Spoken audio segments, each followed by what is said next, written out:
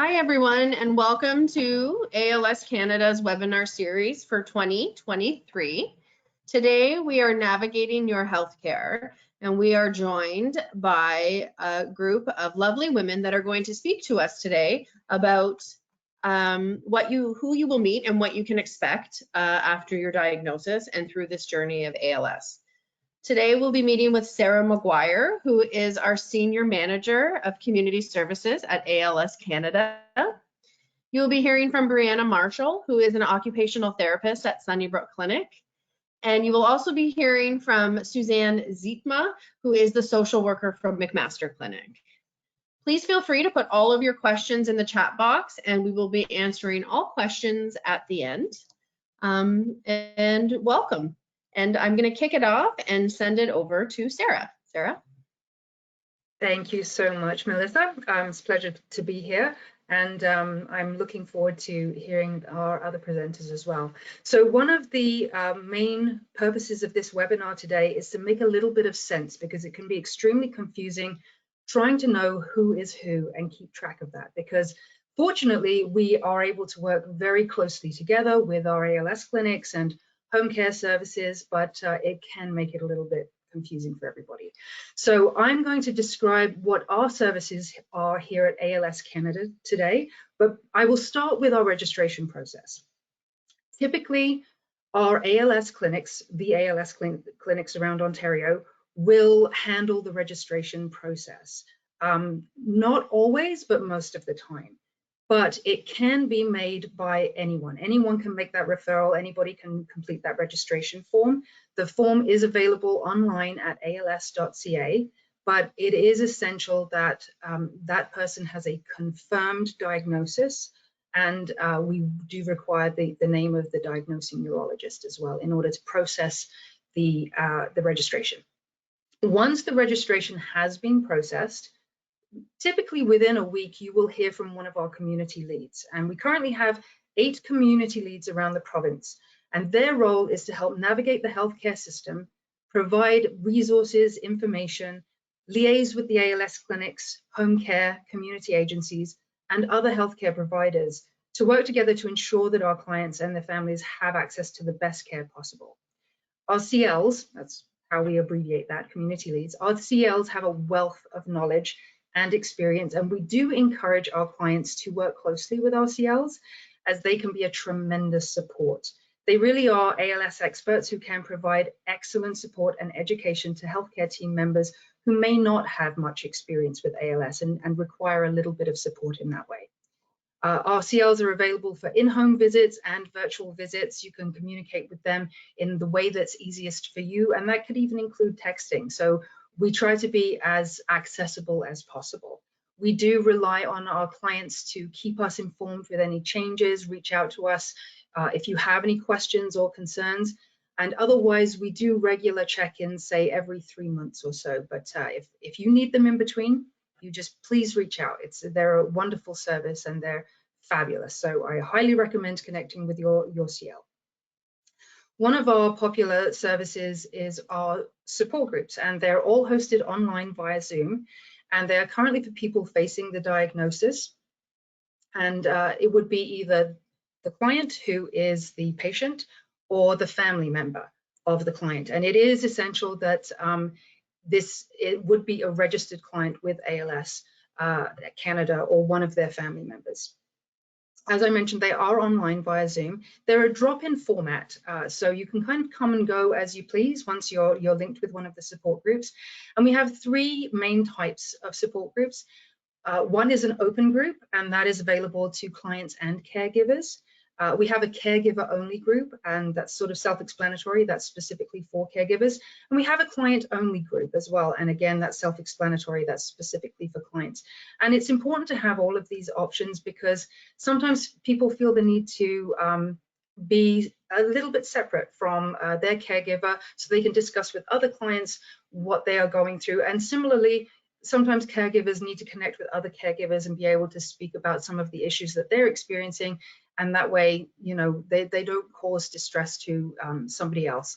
And it's really sort of a peer support model in that way. The schedule is available on our website, als.ca. And really, the point of these groups is to create a very safe space for participants to share information and experiences for mutual support. They are facilitated by our community leads, so you do have access to information and resources and someone who can link you with other supports if you need them. And it's important to mention that there is now an intake process to access these groups, as the groups can be a little overwhelming for some people, especially people who are newly diagnosed. This intake process gives us an opportunity to connect one-on-one with someone who's interested in joining one of our groups. We get to talk a little bit about what takes place in a group, what the environment might be like, so that they can feel a little bit more prepared. They can ask questions about what to expect, and it can make it a little bit easier to access one of those groups. And it also gives us the opportunity to establish if there are any other kinds of needs, any other supports and services that might be available to them as well. One of the additional supports that can be really excellent for people, especially newly diagnosed people, are webinars such as this. So we do have a number of webinars. We have an ALS Canada channel on YouTube, and this is where we host our webinars. And we have several webinars there that relate to things such as mobility issues or nutrition, speech and communication, even financial planning, and many, many more. So if you have not checked out our previous webinars, I highly recommend that you go to our YouTube channel and check them out. Perhaps one of our most important services, of course, is our equipment program. And to access this program, we do require an occupational therapist to assess the client's mobility needs, to make recommendations, and order equipment. We do have information on our equipment program on our website, als.ca, and there you can find an overview of how it works. You can find the application forms and our catalogue as well. We do rely on donations, so our community services do not receive core funding from the government, so our equipment program does rely on donations. And we don't always have everything that a client may require. We do work with a number of third-party vendors around the province, and so sometimes items are being shipped from very, very far away. So it's important to know that there's often a 2 to 3 week turnaround time for equipment delivery. So if anyone has any urgent equipment needs, it's recommended that clients and caregivers reach out to their home and community care support services, as they are better equipped to deal with urgent equipment needs. And actually, this is kind of a perfect segue because it is important that you know also about home and community care support services. There's a lot of confusion about how we connect with them and is it part of ALS Canada? And no, this is a completely separate organization. It's funded by the Ministry of Health. It is separate from ALS Canada. It is separate from the ALS clinics. And what they do is provide services in the home. And it depends on needs and eligibility. So there is a process that each client would go through to assess their needs and eligibility for services. But they can potentially include nursing, physiotherapy, occupational therapy, speech language pathology, dietitian, pharmacy services sometimes, and in some areas even respiratory therapy, but not in all areas. Social work and personal support workers, who can support personal care such as bathing, dressing, transfers, and that kind of thing. So it is a wonderful organization that can provide excellent support in the home. They can also assist with accessing long-term care as well. So they can assess the need and eligibility and provide information on facilities and manage that admission process as well. So if you do have any questions about home care services, I suggest that you go to the website directly, healthcareathome.ca, and there you will find a ton of information. You'll have a function that's where you can find your own local branch, and then you can call them and ask any questions. If you are already linked with home care, then your care coordinator would be that person that you can ask your questions to. And again, if you're a little bit confused as to who that person might be, and you are linked with one of our community leads, then please do reach out to our community lead, and they will help make sense of it. And really, that is the role of our community leads. Our role is to help make sense of what can be a very confusing system and link you with the right people. So that is really our services in a nutshell. So I'm going to pass the torch back to Melissa. Thank you, Sarah, very much. That was a wonderful presentation. Okay, we're going to move on over to Brianna Marshall, the occupational therapist from Sunnybrook, and she can start her presentation. And Sarah, if you just want to take off of your camera, and then we'll hand it over to Brianna.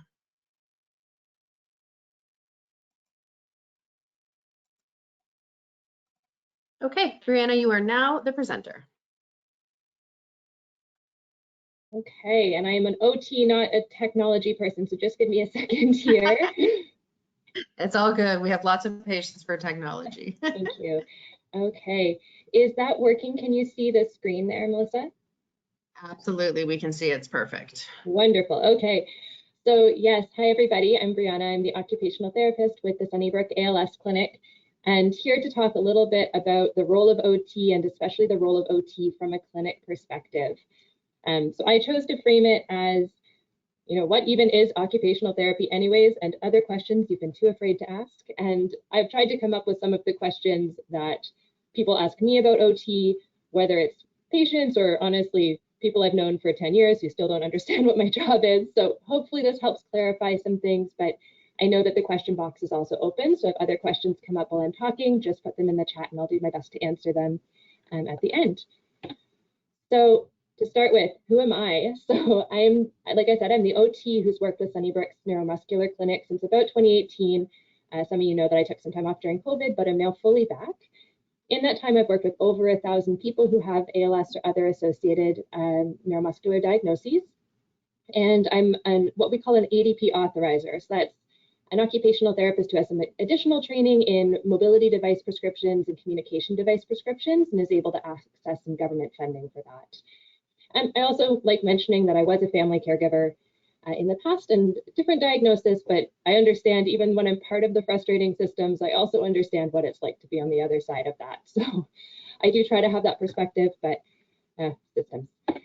So my next sort of question I come up with is, how does the Sunnybrook ALS Clinic work? Which, hard to do in a single slide, but we do follow approximately 800 patients at Sunnybrook. Typically what happens is that someone's neurologist will follow up with them every 3 to 4 months after diagnosis. That might be in person, it might be by video, it might be by phone call, as I know a lot of you have had experience with. And when you are seen in clinic, you might also be seen by other physicians as well. So maybe our respirologist, our physiatrist, or our palliative care physicians.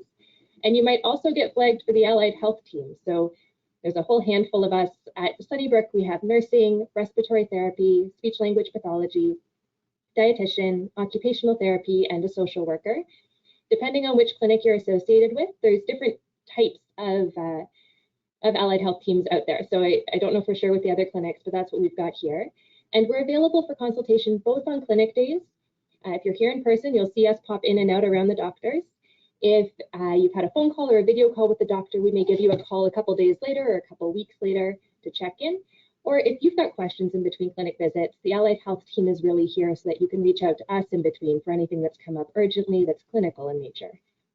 And as Sarah's mentioned, we work really closely with the rest of your team members. So we work really closely both with the community leads from ALS Canada. I talk to the equipment team at ALS Canada more than I talk to my co-workers here at Sunnybrook. And we also work really closely with your home care team members. So we are all one large team, but we do all have our own systems and our own programs. So if we don't always know what's going on, that's sort of where we rely on you to help us out to connect some of the dots, but we try really hard to stay in touch with each other. So this is sort of the main point of the presentation is, what is OT anyways? So occupational therapy is a rehab profession. A lot of the time it's linked with other jobs like physiotherapy or speech language pathology, where we're focused on managing symptoms related to a diagnosis and enriching people's lives within that context. The photo that's up on the screen shows 3 circles. So you've got person, environment, and occupation. And that's one of the key models of OT that we use when we're thinking about a situation. So in some cases, like with physiotherapy, if someone has a weak arm, the focus is on, you know, how do we make it better? How do we stretch it? How do we manage it?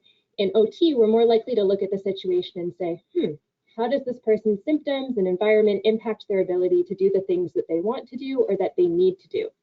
So we're really looking at the intersection of these 3 different pieces to try to figure out, okay, what's needed? how do we make this work in the situation that we find ourselves in?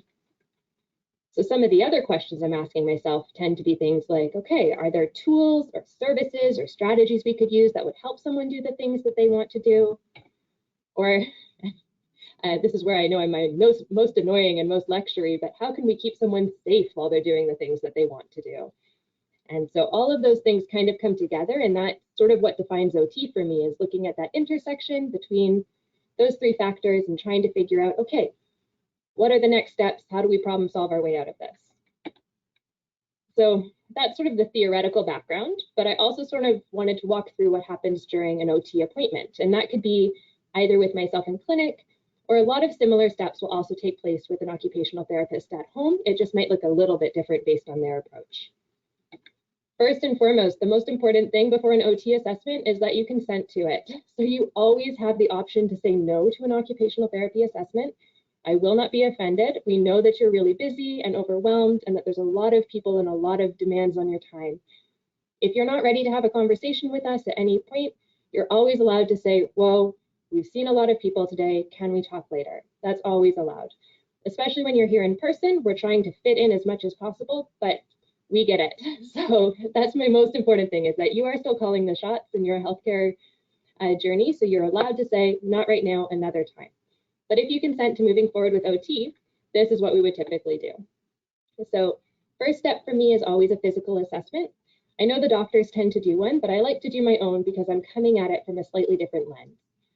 So what this might look like is I might be looking at the strength and the flexibility in your arms, legs, neck, and hands. And depending on what's going on, I may or may not look at different parts, but we're just sort of focusing on what's most important to you or what the doctors have noticed. And when I'm looking at your strength and flexibility, I'm less concerned with the exact amount of strength or the exact amount of range, and more thinking about, what might it be difficult for you to do? Is there any pain that we're noticing? Do we need to look at something like a brace or like exercises or stretches to help manage these symptoms? So I'm starting to think about that while I'm doing the assessment. I also will typically assess your mobility. So I'll look at how you're walking in the clinic area. We've got a set of stairs I might have you go up and down. If you're using a mobility device, I might check how it fits you or ask questions about how comfortable you are. And in this case, I'm just sort of looking at, okay, how easy is this for you? Is there a risk of falls? Are you comfortable? Is there anything else that we could add to make things a bit easier? And then the last part of the physical assessment is I tend to take measurements. So I'm always with my measuring tape, and I'll just pull this out and start measuring you. It's not even necessarily because you need something in the moment.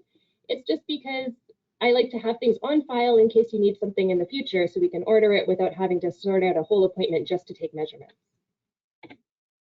The second step of the assessment is me asking a lot of questions. So these will be about a bunch of different things, and it may not always seem related, but eventually it comes together. So some of the questions will be about what your home is like. And so I'll ask questions like, are you in a house out in the country, or are you in a condo in downtown Toronto? Because those are two completely different environments to work within. I'll ask questions about how many stairs you have in your house, how you feel going up and down the stairs. I'll ask questions about how your bathroom is set up and whether you have a shower or a bathtub, or if you're having any difficulty standing up after you sit down on the couch. All those kinds of questions just help me when I'm sitting in my office here at the clinic to put together a picture of what things are like every day for you. I'll also ask some questions about your daily activities. So it'll be things like, okay, what matters the most to you in a day? And how much help do you need for the things we take for granted with everyday activities like getting dressed or eating or showering? I might even ask about some more complicated things like, how is it going using a computer? How are you doing about getting around the city? Is it easy or difficult? Or meal making, things like that, just like those everyday activities that might be frustrating you. Then my final thing, and one of my favorite things to ask about, is to ask about what's going well, the strategies or tips or tricks that you've already figured out that are doing the work for you right now. And part of that's because you guys are the ones living with the symptoms every day, and there's a lot of creativity and a lot of great solutions that I haven't come up with that you guys have. And I can then pass on like products or strategies or recommendations on to other people living with similar symptoms. So please, anytime you have something that is working really well, tell me about it. It's my favorite thing. And then the final step of the assessment is problem solving. So the biggest part for me is that this is a part of the assessment we do together. I do not operate, and most OTs don't operate in a model where we tell you what to do next. It's all about collaboration.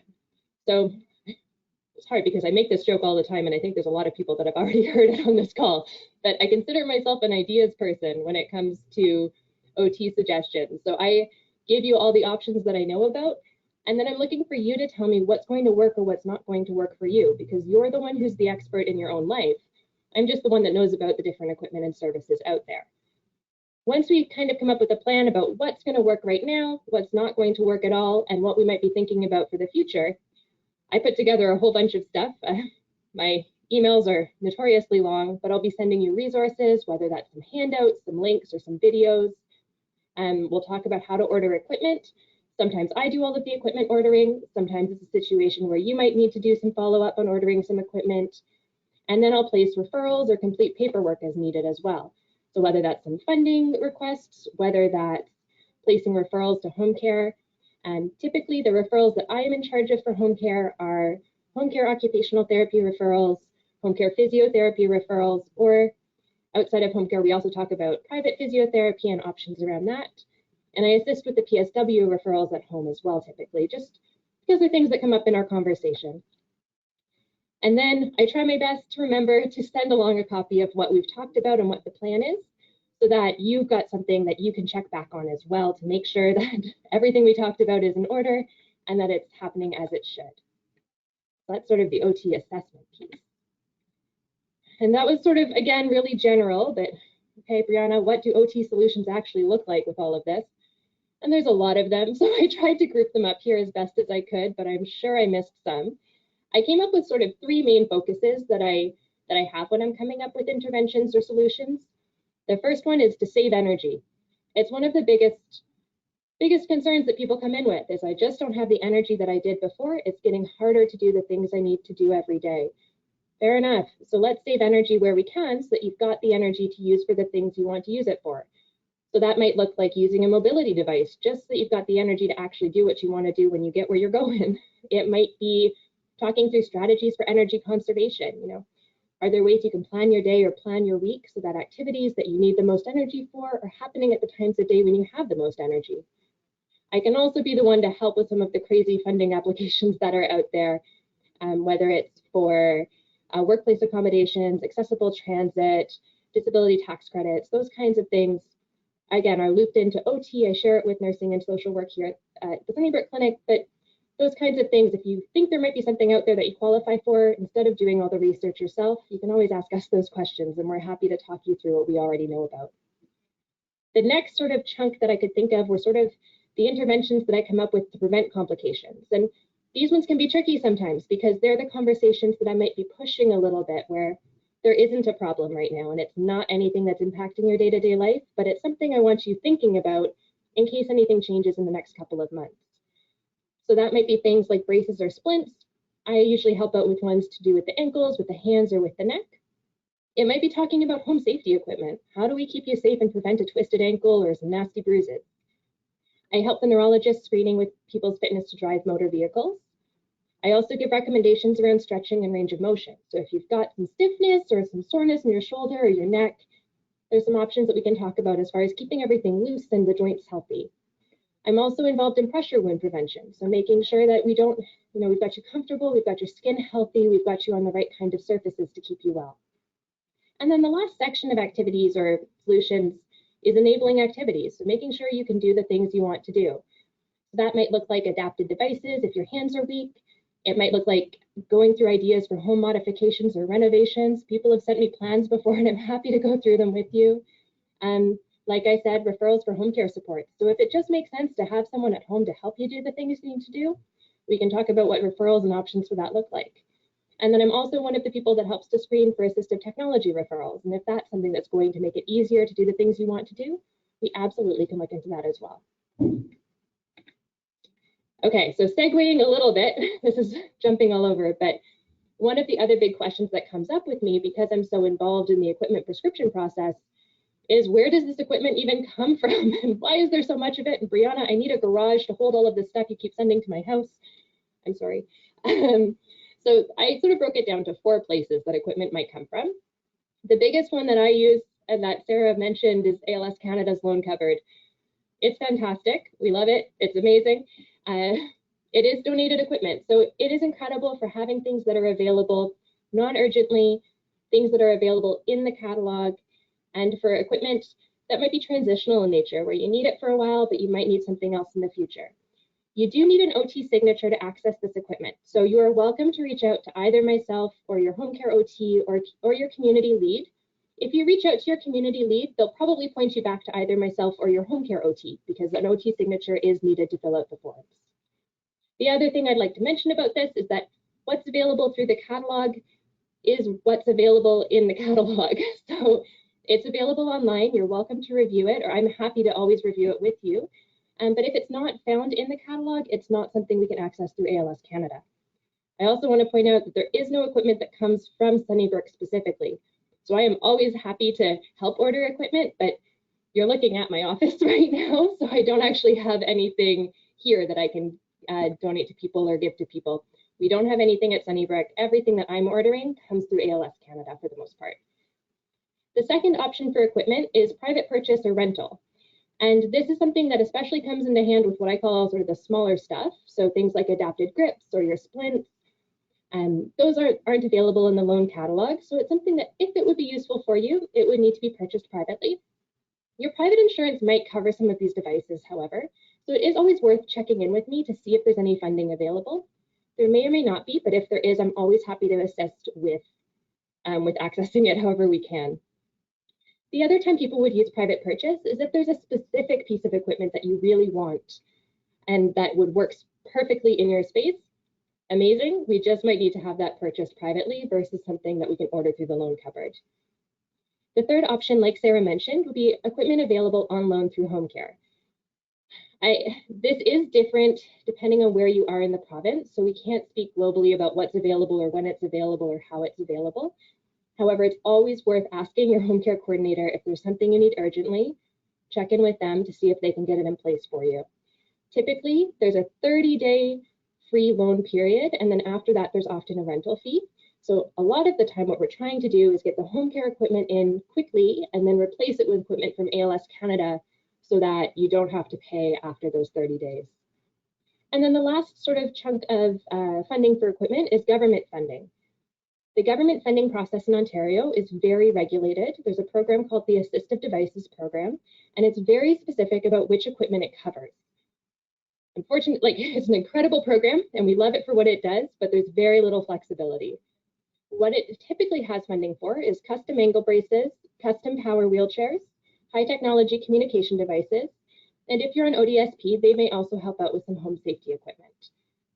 In general, to access the government funding, you need to work with an authorizer who has training in the ADP process. So again, I would reach out to me or to another authorizer. It's often the orthotist for ankle braces or a speech therapist for technology communication devices, but we'll help navigate the process with you.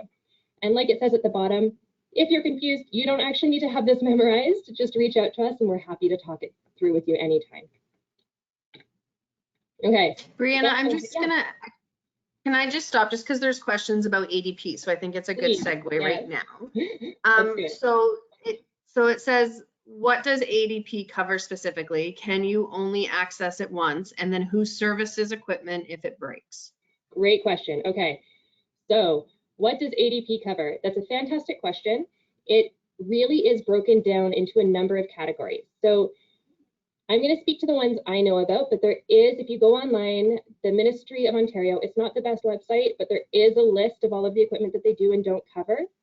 When it comes to what we see most often, custom ankle foot orthotics, there is a funding option for that. That would be if you went through an orthotist who does ADP funding, then there's some funding available for that. If it's mobility devices, which is one of the ones we use most often, there is funding available for all mobility or for specific models of mobility devices, everything from walkers through to custom power wheelchairs, but there's also very set funding periods. So your funding period is every 5 years for mobility devices.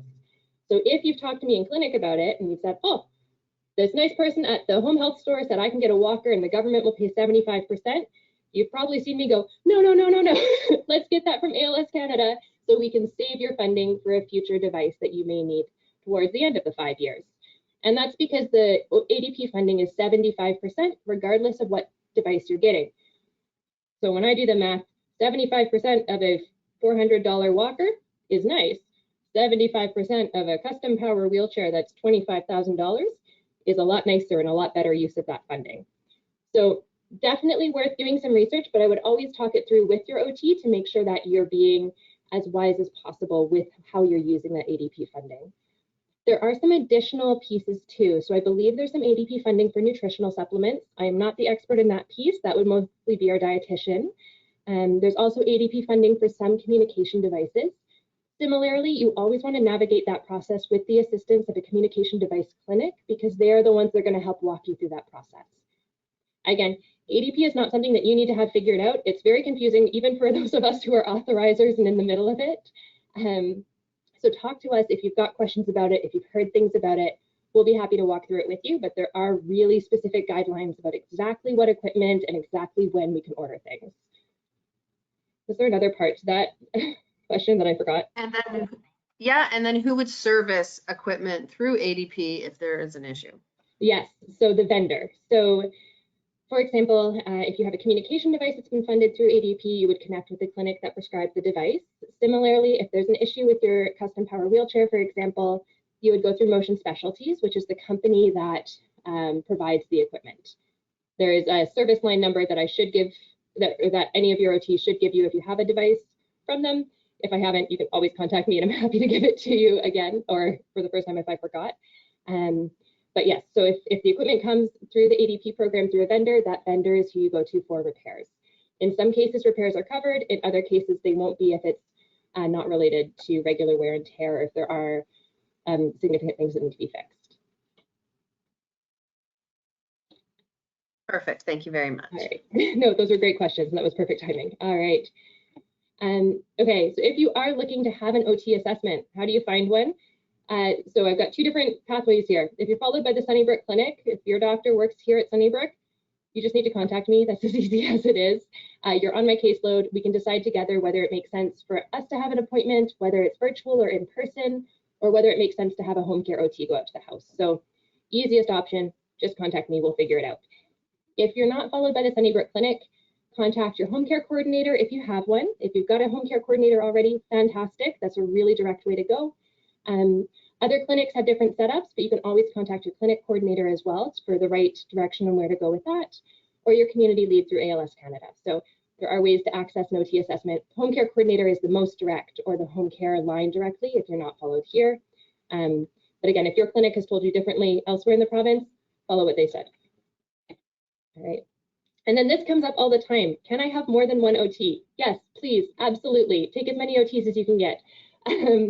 We serve different purposes. So as the clinic OT, I am the one who knows a lot about your diagnosis, and I follow you at the same time as your neurologist and the rest of the interdisciplinary team. So I might have a bit of a better picture medically of what's going on overall in your care. You also don't need a re-referral, so I try to be as available as possible. And I've got some of that extra experience with things like custom power wheelchairs. On the other hand, your home care OT is so useful because they're the expert in home safety and accessibility, and they can be there with you in person. So that makes a huge difference when it comes to things like moving from your wheelchair to bed and what's the easiest way to do that. Or, you know, we're thinking about redoing the bathroom. What should we do? If you have someone with you in the space, it can make a big difference in what quality of information they're going to be able to give you. I'll do my best from clinic, but in person can make a world of difference. It's also really helpful if there's anything going on with your equipment or if that's not working properly. Having someone there who can actually look at the mattress to see what's going on is a lot different than trying to explain it to me over the phone. And then ideally, we'll work together. So it's not that you need to feel that, okay, well, I'm working with my home care OT, so I have to update Brianna on everything. You can always have your home care OT call me or ask me to call your home care OT. And when I do referrals for home care OT, I try to make it as detailed as possible so that they know what's going on. We do our best. Again, sometimes system glitches happen, and if that's the case, you can always ask the home care OT to reach out to me instead, or vice versa. But we try really hard to stay in touch with each other to make sure you're getting the care you need. Okay, and then this is sort of the last piece, but okay, how do I communicate with you people? How do we get the OTs to communicate with us as effectively as possible? These are sort of some of the things that make it a bit easier or more effective. One of the biggest things for me is reach out to me before it's an emergency. So if there's a little voice in the back of your head that goes, yeah, stairs Stairs are fine, but every once in a while it's a bit difficult. Maybe that'll be an issue someday. That's a great time to send me an email or give me a call. It just means that we can talk about different options or strategies while stress is low. It gives us time to sort things out, time to talk about options. And then you may not need to act on the options for quite some time, but you already have a sense of what your next steps are. At the same time, please also feel free to reach out to me if it's urgent. We'll deal with it as it comes up. But ideally, if we've got a chance to talk about it that feels non-stressful for everyone, that's the nicest way to do it. The second piece, be honest. If something's not going to work for you, if you're not interested in it, if it's not how you want to spend your time or your money, just tell me. I will not be offended, and it just helps to make sure that we've got that collaboration with each other so we can make sure that we're doing something that's actually going to work for you and your life and what you want to do. The third one, I think I get the same Instagram ads as everyone else on this call. There's some really cool stuff out there, but not all of it works as advertised. Not all of it is approved for use in Canada, and not all of it has funding available for it. So you're always welcome to do whatever you'd like to do with your own money, but if you want to run it by me first, I'm always happy to give you feedback on different products or look into something with you to make sure it's the right option for you. Sort of in line with that, it can be really easy to see something that someone else has and go, oh, I must need that too, because we have the same diagnosis.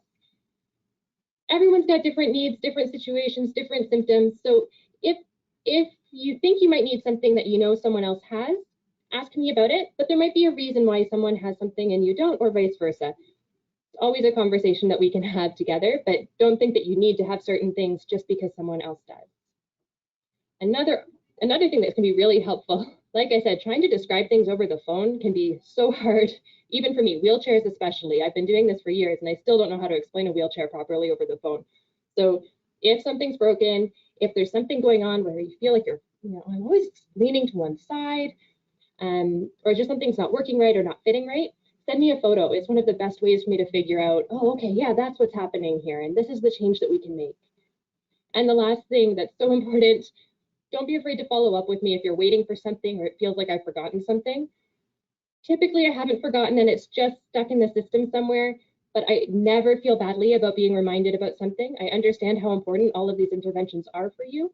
And yeah, and there's a lot going on here. There's a lot of competing demands and phone calls and that kind of thing. So please, please, please always follow up if you're worried.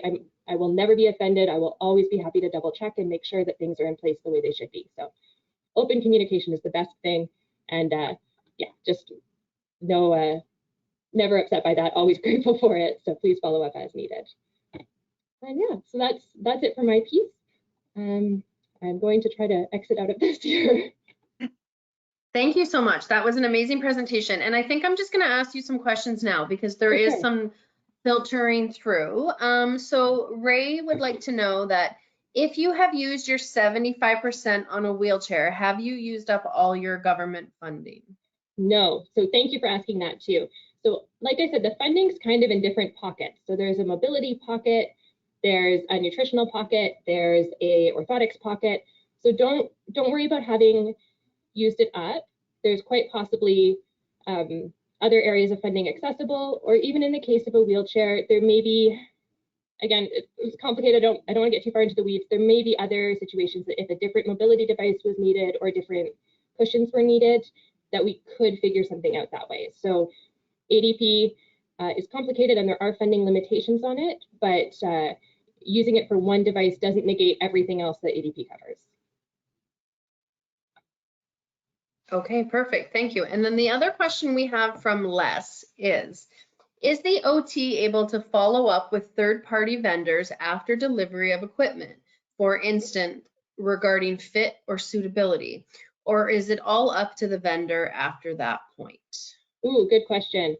It'll depend a little bit on the equipment. So if the OT was involved in prescribing the equipment, we do, as professionals, have some responsibility to make sure it works for you.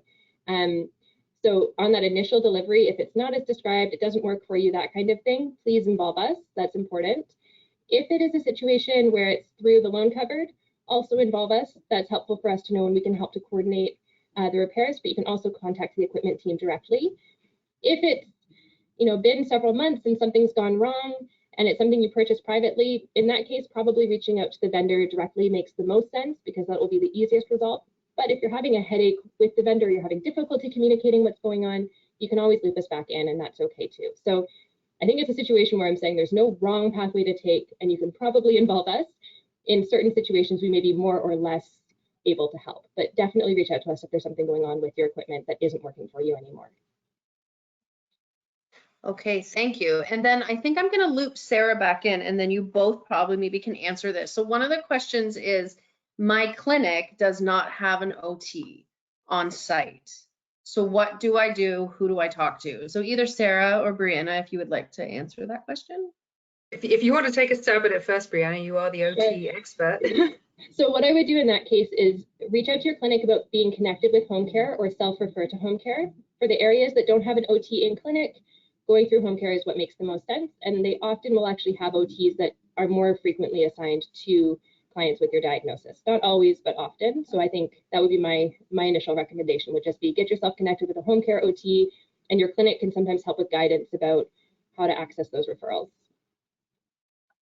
Or your community leads. Yeah.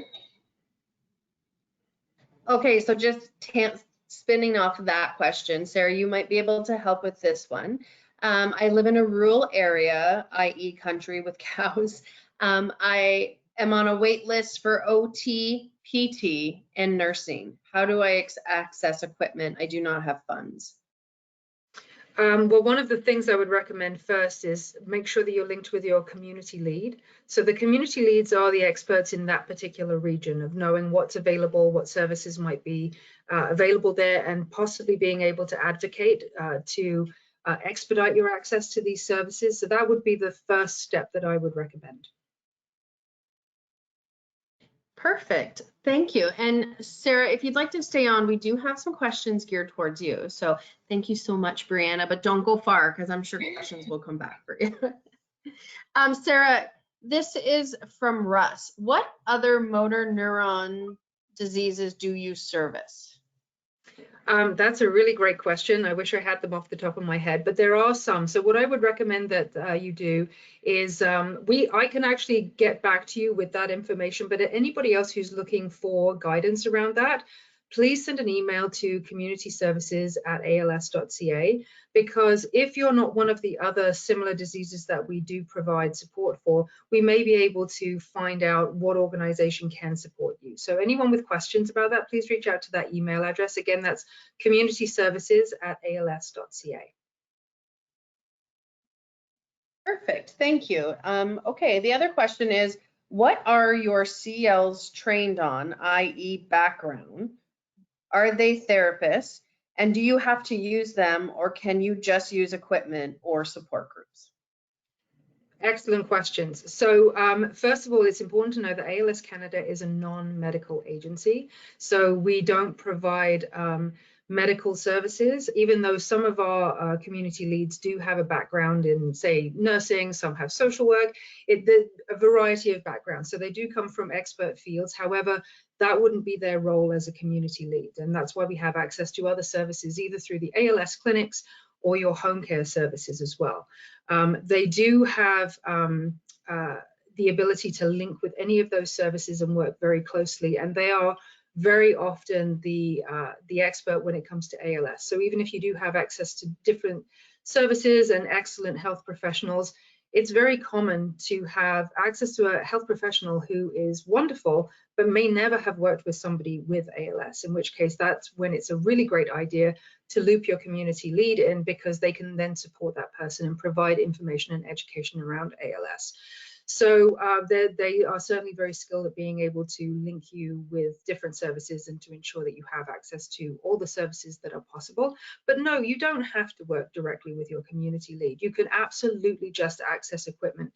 It is something that we understand at ALS Canada, that it can be extremely overwhelming with people that you have to connect with in order to navigate this disease, whether it's healthcare providers, whether it's trying to manage the clinic, or whether it's home care services, and also still connecting with your family doctor. It can be extremely overwhelming, and some people don't want one more person that they need to stay connected with. So we completely understand that. Your community lead is always there if you do choose to use that service, but it's not essential. You can absolutely connect with our webinars, you can access our equipment program. You don't have to have that connection if you don't want to.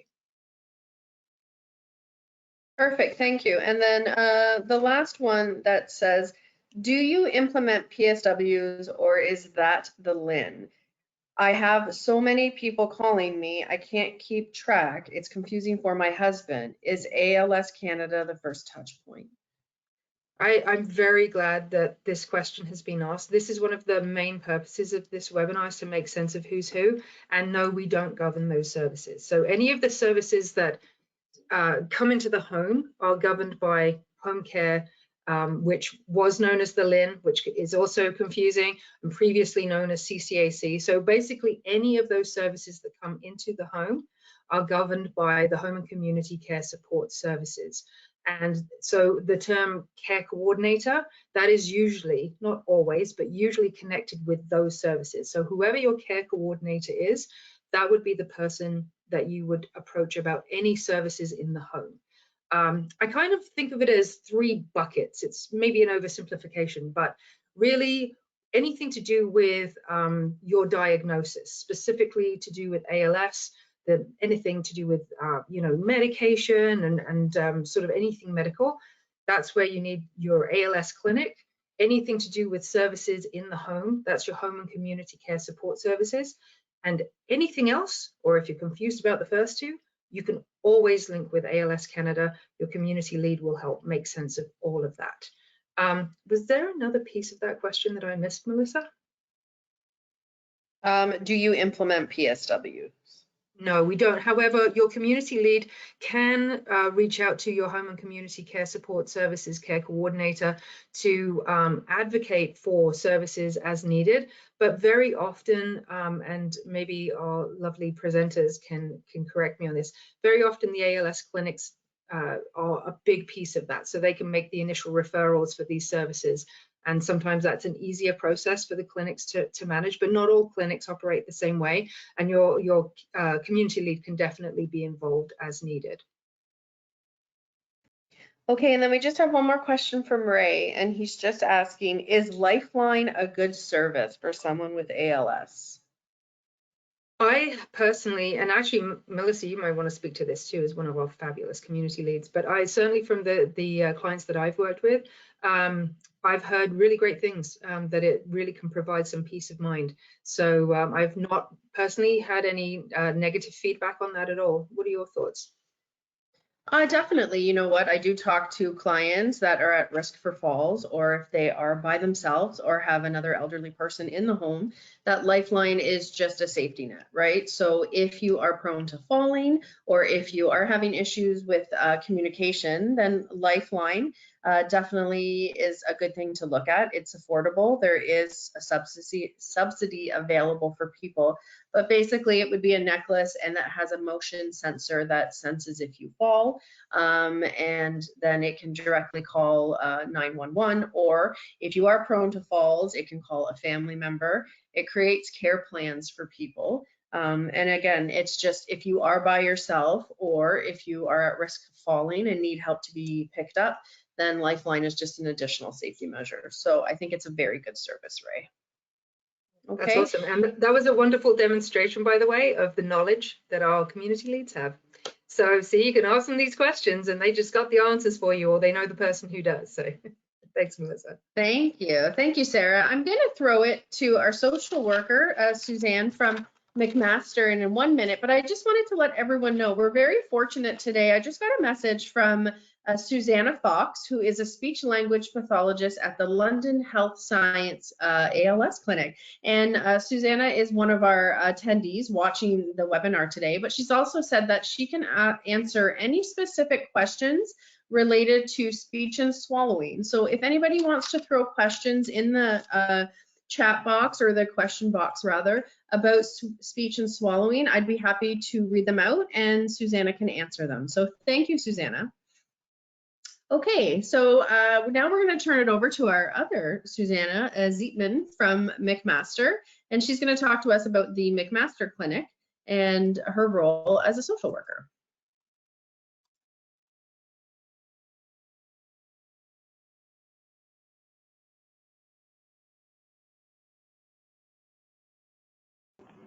Hello, can you hear me now? We can hear you. Yeah, it's great. And you can see me. I can't see you. No, I don't know if your camera is on. When you sent me to presenter mode, it went a little all over the place.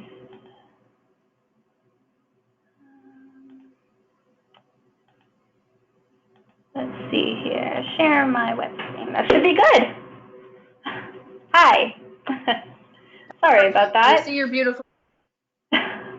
Technical difficulties over here. So, my name is Suzanne. I am the social worker at the McMaster ALS Clinic.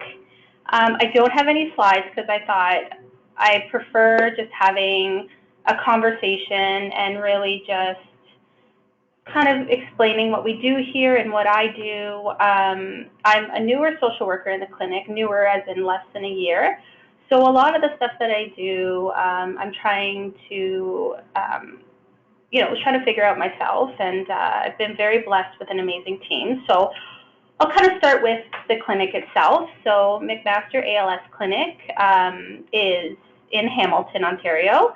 We're the 4th level of the McMaster Hospital or Children's Hospital. So some people are a little like, oh, am I in the right place? No, you definitely are. There are adult outpatient services here.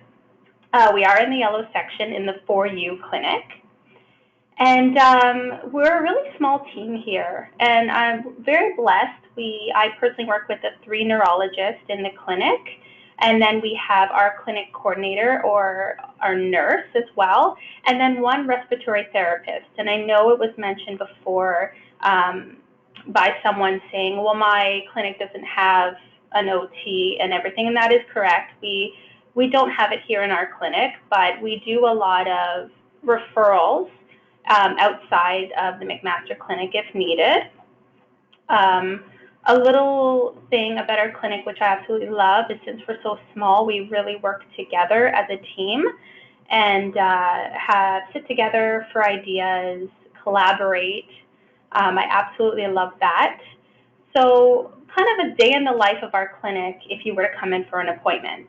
You would see, of course, the doctor, but a lot of us try to be in every appointment if possible. So myself, as well as Barb, who is our nurse, will sit in, and that way, if anything comes up, or if we hear little cue words, we're able to help out right away.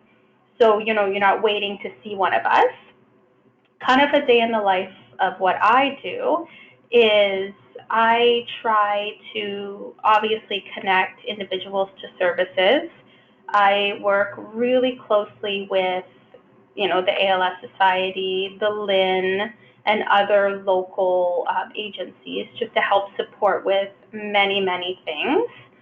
I think we're just over 200 or 300 patients, so a lot smaller than Sunnybrook, but we do tend to help every way we can. So some of the things I do and consists of a lot of time, and I think that this is a very important part and not talked about, is documents or things that need to be done to help out right away. I complete a lot of medical or government documents that need to be done, some of them, but not limited to, of course, disability tax credits, any care benefits, caregiver benefits, breaking down the criteria and when it's best to apply for those. I work closely with the doctors in regards to any CBD prescriptions. I obviously don't do the prescriptions themselves, but we work to see what's best for the patients. Any letters, a lot of letters I write or help write are for insurance or for other agencies to help get funding support. And of course, housing applications. And we work within the city of Hamilton, but of course, I've done applications for every other city. If we're looking for a subsidized housing, I'll sit with our clients and help them actually do the applications because they are very extensive and very long.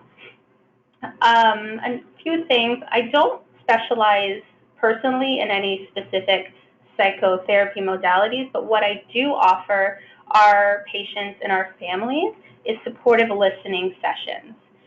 So I try to incorporate those as much as I can. And one thing I will mention is this, as a lot of you are aware, this diagnosis is very top heavy. So you have a lot of services coming in at once right away. You know, you'll be told you need, you know, OT, RT, all of this done, and, you know, social work, or for myself, I sit back and I listen to what they need, and I try not to overwhelm you or them with a lot of my services right away. I kind of slide in afterwards and say, okay, so you've seen these people, what else can I provide for you, or what can I help, or how are you doing? Really just simple questions to see where they're at. And then from there, you know, they might need a little bit of support, maybe some listening, or maybe, like I said, just a letter or two. I try to just listen to what they need. Another thing is that, and I apologize, I have notes here, is I tend to have discussions with patients, of course, through the beginning and onward with their diagnosis, specifically any kind of palliative discussions that come up, or end-of-life care, specifically around, you know, what about my housing? Right now, things are looking good. What about down the road when, you know, I might need more support with something? And so I tend to have some discussions about where they're at now and what they may need in the future. Family, you know, how do I talk to my family member about my diagnosis? Or how can I approach this conversation with my children or grandchildren? So I tend to do a lot of counseling and support through that, and able to help them have those discussions. A few other things that I do is, and another big part of my job is external referrals. Since we're so small, if it's not RT, it gets referred out. So I work very closely with the LHIN or CCAC, and I do a lot of those referrals. So anything to do with, maybe you're looking for spiritual care, the LHIN does provide that. I also do the referrals for OT and PT. So any physical therapy, any dietitian, I work closely with the doctors to do those referrals. You know, and of course, working very closely with the ALS Society. I always tell people they're my eyes and ears in the community, because I'm in this office, and that's great, but I'm not out there and really face-to-face with a lot of the patients unless they're in the clinic with me that day. So I do depend on them a lot just to help me with updates and things that they may hear, because, you know, when they're sitting in the homes having more casual conversations versus being in the clinic, having lots of people talking to you at the same time, it's hard for me to really get a sense of what they need. So I have so much I love for the ALS Society. A few other things that I try to address, of course, is barriers and just education around ALS in general, with family and also healthcare providers. As some of you may know or have experienced, you know, some care coordinators or PSWs might not understand, you know, ALS and what it means. So I just do a little supportive talk around that. You know, maybe mentioning this or having a conversation about this to help support the healthcare workers with their knowledge around ALS. I do a lot of planning around kind of estates. Of course, I'm not a lawyer, but more general kind of counseling around that. And I'm trying to think, there's a lot more I do. I'm a jack of all trades here. I'm the only social worker, and I am only working 3 days a week. I would love to work more because the services are definitely needed. And as I'm learning myself and as I work with my team, I definitely want to expand and help out with more. And one thing I love about our patients is they really do reach out to me if they need anything. I highly encourage that, if it's through the phone or through email. because, and as it was said before with Brianna, sometimes, you know, I might not get to stuff right away, but it doesn't mean I've forgotten. But it's always encouraged to reach out if there is anything you need, any support. And I guess just being a huge advocate and trying to help any way I can, any support I can, and not, like I said, not just patients, but their families as well.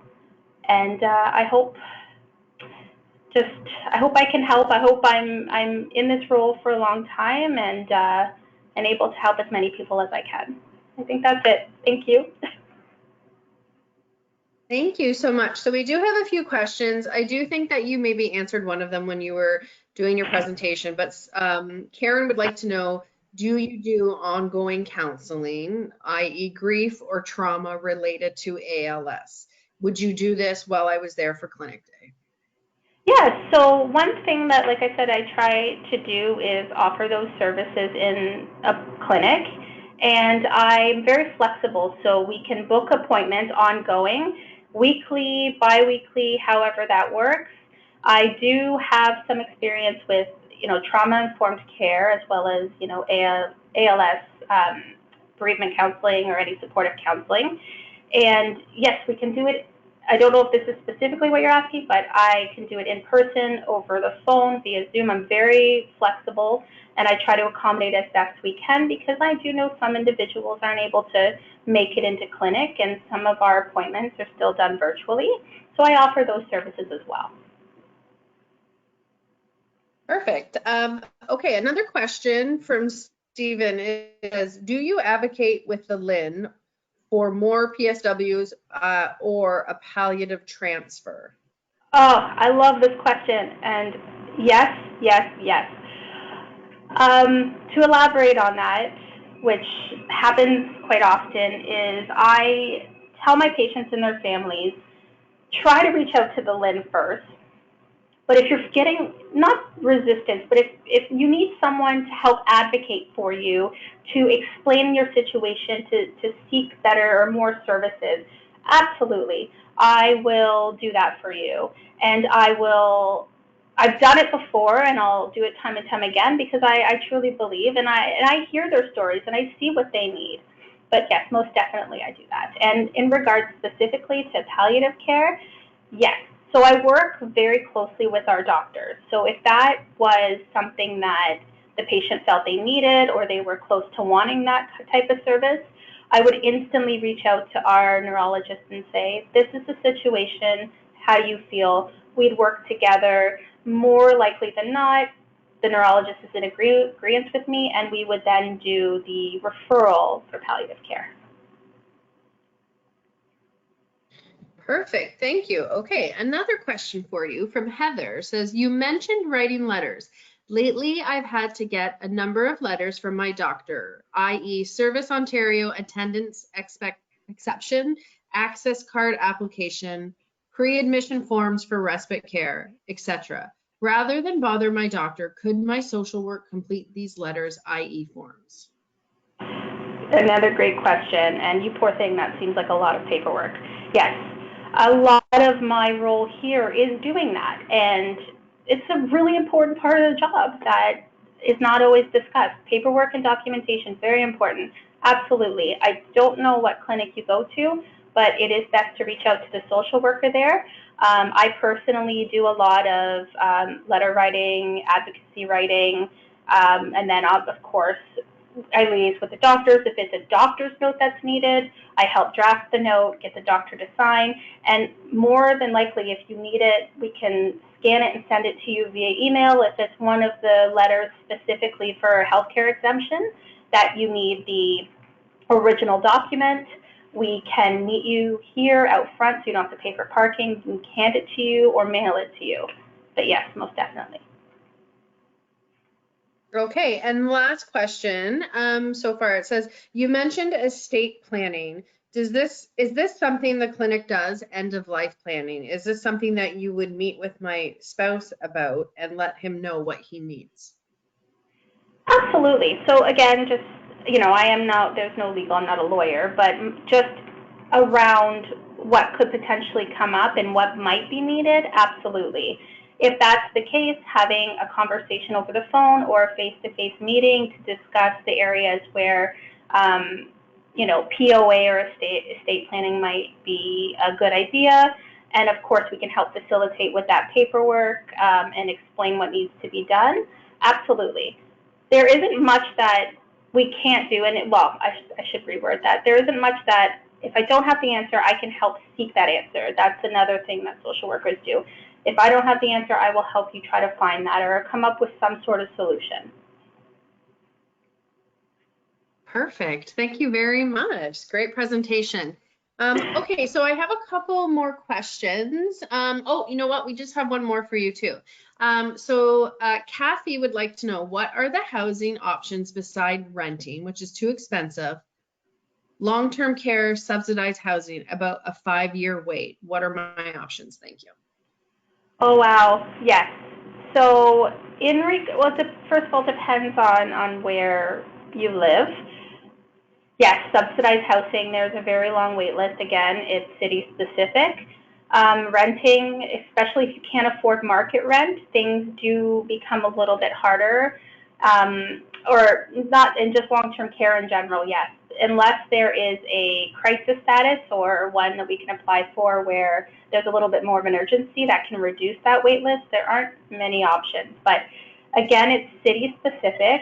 Depending on where you live, we can definitely, or your social worker hopefully could definitely help you find some options. But I agree, unless it's long-term care or subsidized housing, there aren't too many options out there.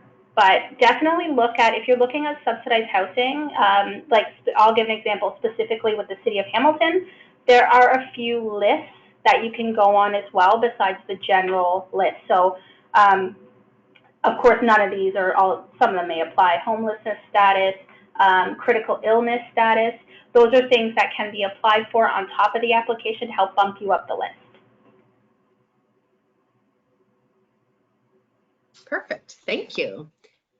So I do have a couple more questions, and I'm thinking that probably if all presenters can just come back on, just because they're kind of general specific questions, and I think possibly this one more geared towards Brianna. I will need a scooter this spring as I live at the cottage. My walker will not work. Is this possible, and who do I speak to? Probably. Talk to your OT. So again, if you're at Sunnybrook, send me an email or give me a call. If elsewhere, put in a call to your clinic or to home care or to your community lead, get connected with an OT. If you're looking for it for the summer or the spring, summer, I think getting a move on it soon makes a lot of sense. It can take some time to get equipment in place. And from experience, a lot of people really want scooters the first nice day in May. And so if you are thinking about it now, I'd put in your request now, and worst case scenario, you just have to store it for a little while. But I think that's a great option to have at the cottage, and they are available through the loan cupboard. So I think that's probably the easiest way to access it. But if your situation's a little bit different, your OT might be able to talk you through the other options. Perfect, thank you. Another question, and Sarah, you would probably be best to answer this. How long do I wait for equipment? If it's not right, can I exchange?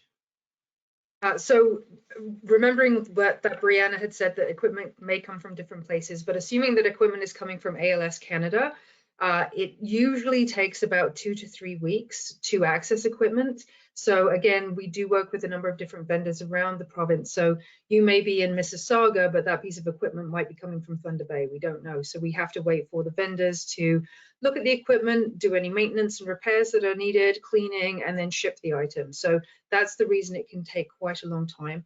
And also remembering that we don't always have everything available when it's requested.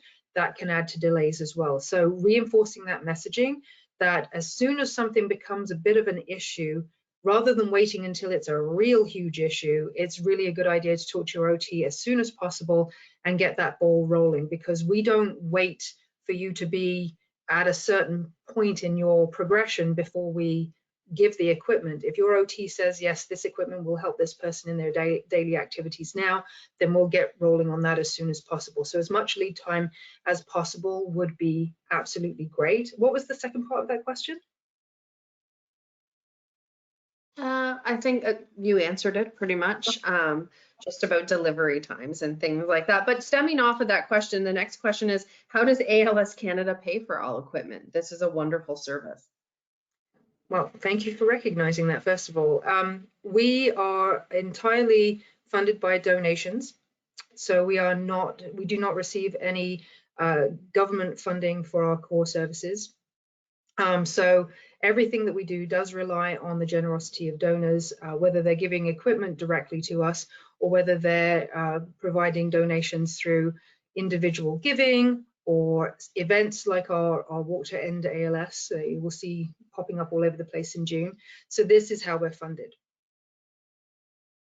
Actually, I just remembered what the second part of the previous question was. It was, if it doesn't work, can I return it? Which was an important one to sort of answer in this context as well.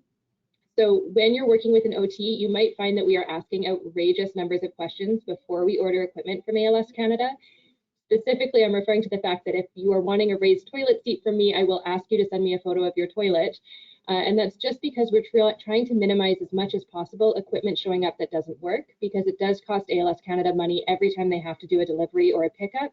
And we really want to be respectful of the limited funds that they have available for this. So we try as much as possible to prevent that from happening. If there's other ways we can trial equipment, we might try that first. I will often give you a long list of pros and cons of moving to a different piece of equipment.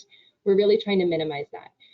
Again, worst case scenario, something doesn't work for you or something changes and it no longer works for you, then it's returned to the equipment pool. But we try as much as possible to not use it like a trial program, because really what we're trying to do is get the right equipment at the right time. That's awesome. Thank you, Brianna. And for anybody who doesn't have access to Brianna or a Brianna at one of your own clinics, if you're working with a community OT, please be aware of the fact that they may not know all the ins and outs of how our program works like Brianna does. So hopefully this gives you a sense of what you need to know so you can be proactive and ask those questions and make sure that you put some of these issues on your OT's radar so that they can help navigate that with you. And of course, your community leads can always accompany an OT to a home visit and work with them so that they have a little bit more of an idea of how our program works. Perfect, thank you. The other question is geared towards Suzanne. Is there any funding from government or programs that will help me with accessible modifications in my home?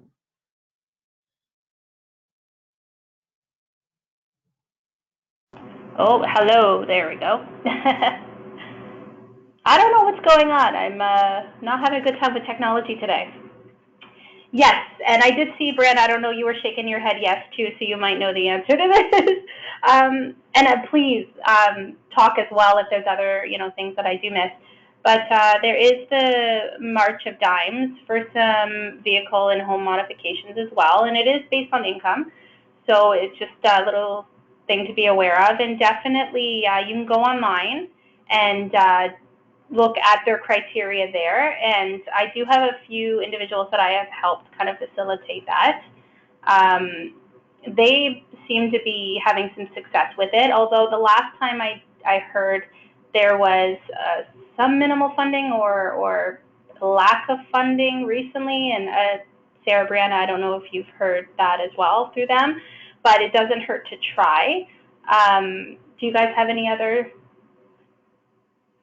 Yeah, so I think sometimes towards the end of the fiscal year, March of Dimes funding can start to be less available. So it's, if you get that response, sometimes applying the start of the next fiscal year can help sometimes.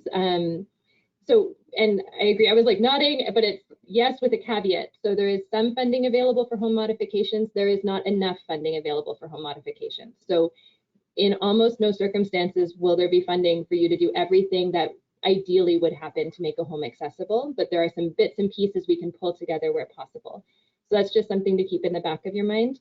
There is also a tax credit available. I think it's a federal tax credit for home accessibility modifications for someone who has been registered as having a disability through the disability tax credit form or who's over the age of 65. For more questions about that, reach out to a social worker or OT or your clinic coordinator. We are happy to help navigate those pieces. Also, last thing, also worth checking your insurance company if you've got private insurance. Sometimes there's things for stair glides and lifts, not always, but it's always worth checking. If you want a convincing letter written I think Suzanne or I would be happy to help with that, or other physicians, things like that too, in other locations. I've most definitely written letters to the CRA and to insurance to ask for this equipment to be covered. So it is definitely, there are options out there. The only thing I would add to anyone who's looking to do some home modifications, as Brianna had mentioned, please reach out to your OT for guidance. We've seen sometimes people have gone ahead and made modification, but based on what their needs are today, and it's been extremely costly. There hasn't been a lot of financial support to do so, and then a few months later, it hasn't been adequate for their future needs. So that OTI on any of those changes that you're going to be making is really essential, and it will save you some money in the long run, and a huge headache as well. So. Perfect, thank you. This question is geared towards Brianna. Do I need to physically visit the Toronto ALS Clinic? I live in Owen Sound and presently see a neurologist in London. Ooh, good question. So if someone is referred to the Sunnybrook Clinic, typically an EMG study needs to be done by our doctors to confirm diagnosis. That would be one in-person appointment for sure. I also know that right now the Sunnybrook Clinic is sort of in a hybrid model coming out of COVID. So we're doing some in-person visits, some virtual visits. The nitty-gritty of what works and what doesn't for that really depends on the individual and what the questions are. There's times for things like respiratory appointments where it's really important that someone be here in person. Other times we are able to do it virtually. So sorry, it's not a super clear answer. Again, at least one in-person visit for EMG if you're referred to the clinic. After that, it's sort of negotiated based on an individual's needs and context. And I think just a tailspin off of this, it sounds like Russ, who asked the question, is not affiliated with a clinic. So Russ, I would talk to your community neurologist to see about a referral, and definitely if Sunnybrook is the one that you would want to see, then asking them to facilitate that referral for you. So then Susanna, sorry, can I just add to that, Melissa? Anyone who's looking, thank you. Anyone who's looking for information on ALS clinics and where they are, you know, how many are there, how close is it to you? If you look on our website, als.ca, you will find, you can find your clinic through there. And there are 5 throughout Ontario. There's one in Ottawa, obviously Sunnybrook, in Toronto. You have Hamilton, you have London and Kingston. I think I covered everything, right? Yeah, okay. And then Susie Fox is also chiming in from London. She says, I'm not sure, but the clinic sees patients from a wide range of areas. We see patients as far as Owen Sound and Thunder Bay. So you're really not kind of stuck within your own catchment area. I think that you can see clinics once you're referred, right? Far and wide. So I have another clinic. Sorry. Go ahead. Just quickly elaborate on that. We as well see patients all over Ontario, not just in this area. So I'm just confirming, yes, you're correct. Thank you. And this question is directed to you. What is the wait list for McMaster? I am newly diagnosed and I'm waiting for a follow-up. What is the general timeline? Thank you. Great question. Right now, it's 2 to 3 months wait list. If it's more urgent, we try to accommodate as much as we can. It's most definitely, if our clinic is one that you're interested in, definitely get a referral as soon as possible, and then we can kind of do some investigation and see when we can get you in. But definitely, from the last time I talked, it was about a 2 to 3 month wait. Thank you. And then the other question is, can I be serviced at 2 clinics, i.e. see one followed by a neurologist and go to another clinic for clinical trials? Oh. Clinical trials starts to, I was like, neurologist, no, you have to stay with your neurologist. If it's clinical trials, I would talk to your neurologist, talk to your team, and they will help direct you. So I know for Sunnybrook, we have a lot of the trials running out of here. Start by talking to your team to see what's possible, and they can sometimes facilitate those referrals or get you connected. I would just start with your own clinic to get information about what's possible. Yes, but yeah, one neurologist. Perfect, thank you. And then just segueing to that, do you offer second opinions from clinic to clinic? Is this allowed? If I just quick, I have seen that, yes. If that is absolutely, if you need another opinion, or that would bring some comfort, I absolutely. Perfect, thank you. So that seems to be the end of our question period. We had some great questions today.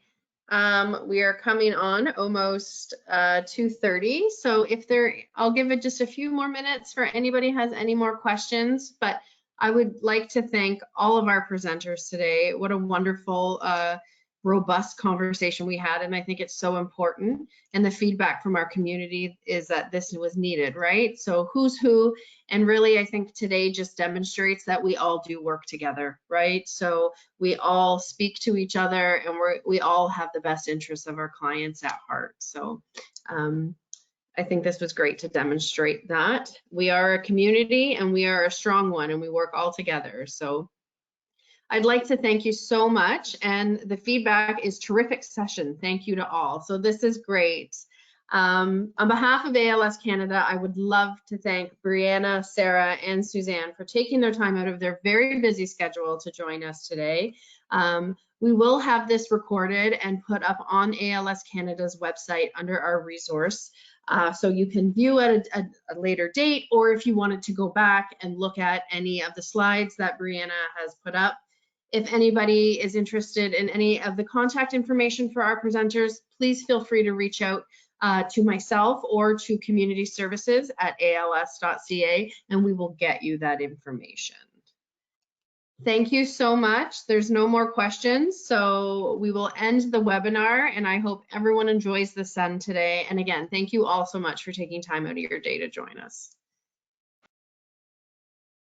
Thank you. Thank you, everyone. Thank you.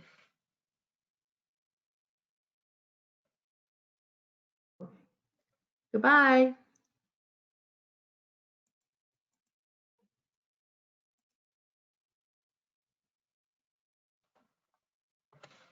All right, it is ended. Oops.